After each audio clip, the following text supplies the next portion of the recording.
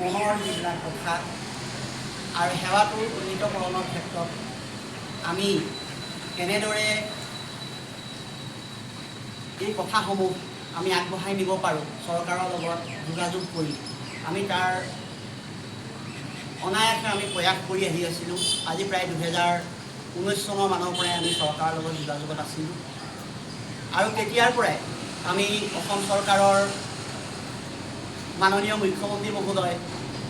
Doctor Himanta Biswa Sarma ডাঙৰীয়াৰ সৈতেও আমি বহুবাৰ সাক্ষাৎ কৰিছোঁ আৰু পৰৱৰ্তী পৰ্যায়তো আমি তেখেতৰ ব্যস্ততা সম্পন্ন সময়তো আমি কেতিয়াবা আমাৰ শুভাকাংক্ষী হিচাপে আমাৰ বিমল বৰা ছাৰ উদ্যোগ মন্ত্ৰী তথা সাংস্কৃতিক মন্ত্ৰী তেখেতকো আমি তাতৰ অনুৰোধ কৰি আহিছিলোঁ যে CM ছাৰক সাক্ষাৎ কৰাই পেলাই আমি আমাৰ কথাখিনি আমাৰ মনোবেদনাখিনি আমি তেওঁক আগত প্ৰকাশ কৰিব পাৰোঁ নেকি আৰু সঁচাকৈ তেওঁ আমাক বহুতখিনি সহায় সহযোগ আগবঢ়াই আহিছে আৰু সেই স্বৰূপেই আমি 2019 চনতে এই সেৱাটো নতুনকৈ নিবিদা লাভ কৰিছিলে বৰ্তমান পৰিচালিত হৈ থকা কোম্পানী EMRI গ্ৰীণ হেল্থ ছাৰ্ভিচে আৰু 2023 চনৰ 23-24 চনত তেওঁলোকৰ নিবিদাটো শেষ হৈছিলে 5 বছৰৰ কাৰণে তেওঁলোকে পাইছিলে নিবিদাটো শেষ হৈছিলে আৰু শেষ হোৱাৰ পাছত আমাৰ মনত শংকা আছিলে যে নিবিদা যদি বেলেগ কোম্পানীয়ে হওক বা এই কোম্পানীটোৱে পায় তেতিয়াহ'লে আমি যিহেতুকে 5 বছৰ কণ্ট্ৰেক্টচুৱেলত চাকৰি কৰি আছিলোঁ আমাৰ কৰ্মচাৰীসকল সুৰক্ষিত হ'ব নাই যিহেতুকে আমি 2008 চনৰ পৰাই সেৱাটোৰ লগত জড়িত হৈ আছোঁ আৰু ইতিমধ্যে আমি 13-14 বছৰ এই সেৱাটোত আমি প্ৰদান কৰিছোঁ গতিকে আমাৰ সকলোৰে এটাই আশা যে আমি এই সেৱাটোৰ লগত জড়িত হৈ থাকিব বিচাৰোঁ আৰু সেইকাৰণে আমি মুখ্যমন্ত্ৰী মহোদয়ক আমি অনুৰোধ জনাই আছিলোঁ যে আমাৰ কোম্পানী যিয়েই নহওক আমাৰ কিন্তু চাকৰিসমূহ থাকিব লাগে আমাৰ এজনো কৰ্মচাৰী যাতে এই সেৱাটোৰ পৰা বঞ্চিত হ'ব নোৱাৰে আৰু তাৰ লগতে কৰ্মক্ষেত্ৰত যিখিনি সমস্যা আছিলে সেই সমস্যাখিনি আমি তেখেতক অৱগত কৰিছিলোঁ আমি আমাৰ যি দৰমহা সেই দৰমহাটো আমি খুব কম পাইছিলোঁ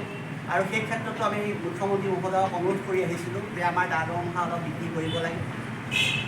আৰু এনেদৰে আমি কেতিয়াবা মিটিঙৰ মাজত CMক লগ কৰিছোঁ CM ছাৰক লগ কৰিছোঁ কেতিয়াবা আমি তেওঁ নিমন্ত্ৰিত কৰি আমাক আলোচনাৰ কাৰণে আমি তাতো তেওঁক আমি আমাৰ কথাখিনি অৱগত কৰি আহিছিলোঁ আৰু সঁচাকৈ তেওঁক আমি ধন্যবাদ দিব লাগিব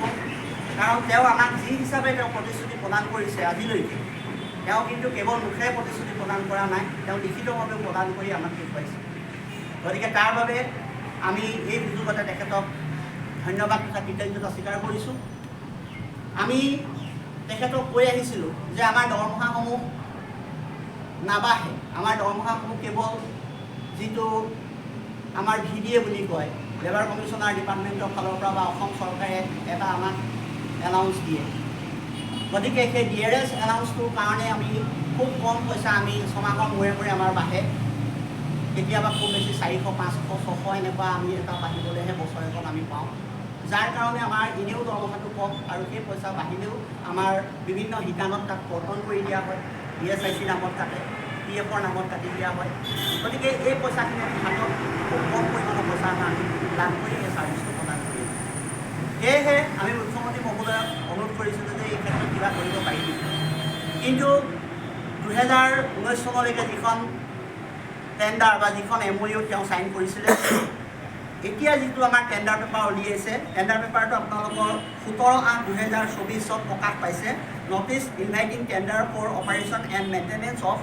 Mrityunjay 108 ambulance under national service of NSM Assam এইখন টেণ্ডাৰ তেওঁলোকে অ'পেন কৰিছিলে আৰু ইয়াতে আমি তেখেতক যি স্মাৰক পত্ৰ দিছিলোঁ আমাৰ উজনি অসম এখোৱা মৃত্যুঞ্জয় ইউনিয়নৰ তৰফৰ পৰা আৰু তেখেতে সেই মেমৰিণ্ডামখনত উল্লেখ থকা প্ৰতিটো দফা সহকাৰে লৈ তেখেতে আমাৰ লগত আলোচনা কৰি আমাৰ NRSM শ্ৰদ্ধাৰ লক্ষ্মণ ছাৰক তেখেতে দায়িত্ব অৰ্পণ কৰিছিলে আলোচনাৰ কাৰণে আৰু লক্ষ্মণ ছাৰে আমাক আলোচনা কৰি আমাৰ দাবীসমূহৰ ক্ষেত্ৰত গুৰুত্ব প্ৰদান কৰি আমাৰ কিছু সংখ্যক দাবী টেণ্ডাৰ পেপাৰত কিন্তু ইতিমধ্যে অন্তৰ্ভুক্ত কৰিছে তাৰ ভিতৰত আমি আপোনালোকৰ আগত ক'ব পাৰোঁ ইয়াৰলি ইনক্ৰিমেণ্ট শব্দটো যিহেতুকে এইবাৰ টেণ্ডাৰ পেপাৰত তেওঁলোকে ভৰাইছে কিন্তু এই ক্ষেত্ৰত আমি ক্লিয়াৰ হ'ব বিচাৰিছোঁ যে ইয়াৰলি ইনক্ৰিমেণ্টটো আমি VDA যিহেতুকে লাভ কৰোঁ, কাৰণ আমি কোম্পানীৰ ফালৰ পৰা আমি সময়ে সময়ে শুনিবলৈ পাওঁ যে ইয়াৰলি ইনক্ৰিমেণ্ট সেইসকলে পাব যিসকলে VDA নাপায়। গতিকে আজি আমি এই কথাটো চৰকাৰক স্পষ্টভাৱে জনাই দিবৰ কাৰণে কোম্পানীক আমি অনুৰোধ জনাম, যিহেতুকে কোম্পানীয়ে সেই অজুহাতত আমাক VDA-টোকে দি পেলাই আমাক হাত সাৰে। গতিকে আমি এজ এ কোম্পানী, আজি চৰকাৰে আমাক মৰমত কিবা এটা দিছে, সেইটো বেলেগ কথা, কিন্তু আমি কৰ্মচাৰীসকল আমি কোম্পানীৰ কৰ্মচাৰী। গতিকে কোম্পানীৰ ফালৰ পৰা আমাক বছৰেকত কিবা এটা দিয়াটো আমি উচিত বুলি আমি অনুভৱ কৰোঁ। গতিকে আমি এই কথাটো আমি জনাব বিচাৰিছোঁ যে আমাক এই বস্তুটোৰ ওপৰতো তেওঁ ক্লিয়াৰলি যাতে আমাক জনায়। আমি এই বিষয়সমূহ ক'বলৈ যাওঁতে আমি ক'ব লাগিব যে আমাৰ যিটো ইঞ্চুৰেঞ্চ আছিলে, সেই ইঞ্চুৰেঞ্চসমূহ আগতে কেৱল ডেথ বেনিফিট আছিলে, কিন্তু এতিয়া আমাৰ সতীৰ্থসকল আমি দেখিবলৈ পালোঁ যে বিভিন্ন ক্ষেত্ৰত ইনজুৰ্ড হৈ তেওঁ জীৱনভৰৰ কাৰণে কাম কৰিব নোৱাৰা অৱস্থা হয়, আৰু তাৰপিছত তেওঁ সেই চাকৰিৰ পৰা তেওঁ অব্যাহতি ল'ব লগা হয়, না তেওঁ চৰকাৰৰ পৰা কিবা এটা পইচা পায়, না কোম্পানীৰ পৰা কিবা এটা পইচা পায়। কিন্তু